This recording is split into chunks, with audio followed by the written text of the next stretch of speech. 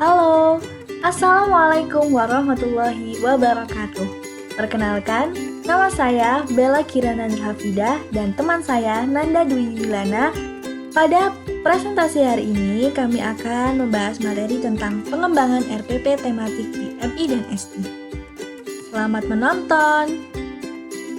Di sini saya Nanda Dwi Yuliana akan menjelaskan mengenai pengembangan RPP tematik di SD maupun di MI. Nah, pengembangan RPP tematik yaitu kita harus mengetahui apa arti dari RPP terlebih dahulu. RPP merupakan rencana pelaksanaan pembelajaran yang diartikan sebagai suatu rencana dengan melihat mata pelajaran yang dituju dengan beberapa komponen seperti materi, standar kompetensi, kompetensi dasar, maupun media pembelajaran. Nah, poin kedua yaitu tujuan dari rencana pelaksanaan pembelajaran. Teman-teman harus mengetahui tujuan dari RPP sendiri. Yang pertama adalah terdapat kelancaran dan juga kemudahan bagi siswa atau peserta didik. Nah, maksudnya di sini yaitu ketika guru membuat RPP, maka akan mempermudah kelancaran pada proses pembelajaran karena siswa mengetahui ke arah mana atau tujuan apa mereka mengadakan sebuah pembelajaran selama proses pembelajaran berlangsung. Nah, yang kedua ialah adanya kemudahan bagi pendidik untuk merancang pelaksanaan pembelajaran sesuai minat, bakat yang dimiliki oleh siswa. Nah, ini sangat diperlukan bagi seorang pendidik karena ketika kita sebagai pendidik, maka kita harus mengetahui apa saja minat atau bakat yang dimiliki oleh setiap siswanya atau peserta didiknya. Nah, yang ketiga adalah penyusunan pembelajaran dengan sistematis dan terstruktur, maka guru akan melihat kemampuan siswa melalui proses pembelajaran yang berlangsung di kelas.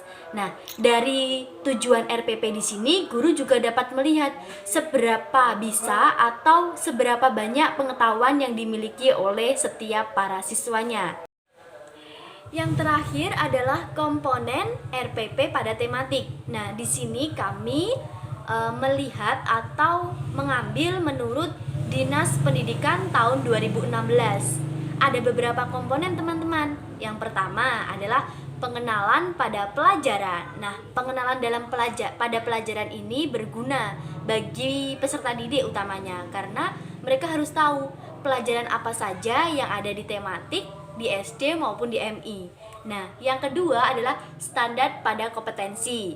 Standar pada kompetensi ini berguna juga dalam pembuatan RPP sehingga siswa mengetahui sejauh mana atau tujuan apa yang diraih ketika proses pembelajaran itu berlangsung.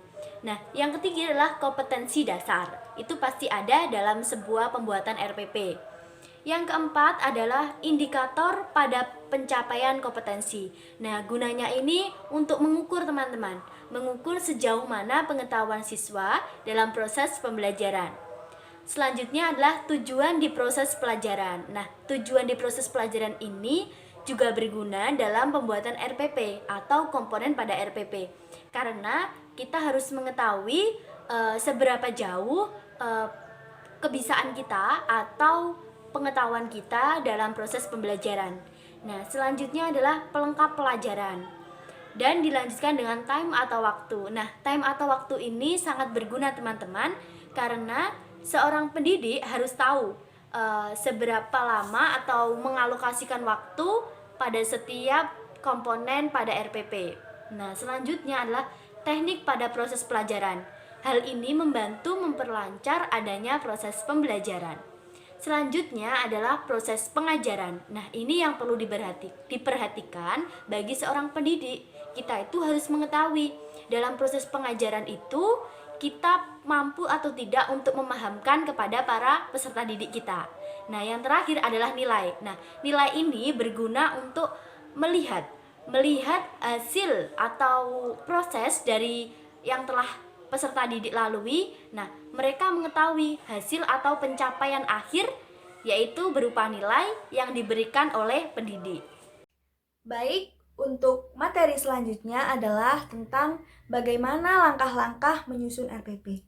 Langkah-langkah menyusun RPP yang pertama adalah sertakan identitas.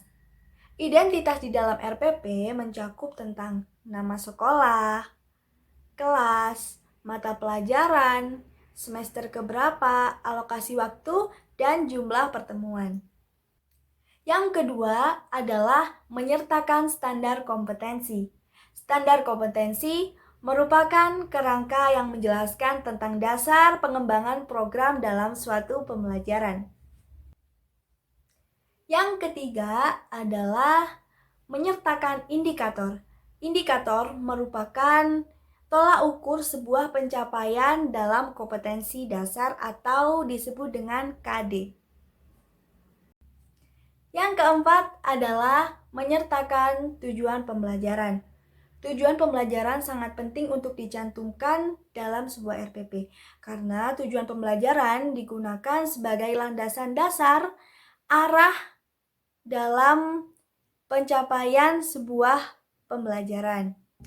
Yang kelima adalah menyertakan materi pembelajaran. Materi pembelajaran ini adalah hal yang paling pokok ya, karena materi pembelajaran berisi tentang bahasan-bahasan yang akan diurai dalam suatu pembelajaran.